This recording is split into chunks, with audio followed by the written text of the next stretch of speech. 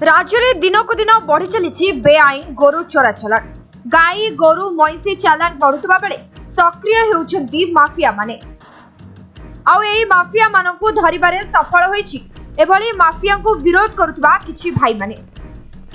आज सकाळु भोर 4टा बेले कोनसी सूत्ररु खबर पाई चांदपुर बाईपास ठारे दुईटी मईसी गाड़ी तथा गाड़ी नंबर 05C1797 और OD 05YE6808 महिंद्रा पिकअप गाड़ी को धरिथिले।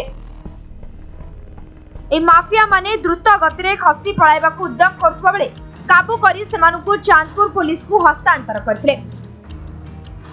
अति अमानुषिक भावे मईसी को पेट को बांधी प्रति गाड़ी रे 4टी लेखाएं मईसी को निया जाउथिला। जांच समय रे नकली कागज पत्र देखाइबा सह ना भूल थिबा जणा पड़िथिला। केवल एतिक नुह परे सेमाने विधर्मी संप्रदायर बोली जणा पड़िथिला एवं दोष स्वीकार कला परे उद्धार 8टी मईसी मानकू सुरक्षित भावे नयगढ़ गोशाला को पठाई दिया जायछि। एने 2 जण अभियुक्तଙ୍କୁ पुलिस गिरफ्त करिछि। खोर्धा टांगीरू दुर्गा प्रसाद दास को रिपोर्ट, समय लाइव।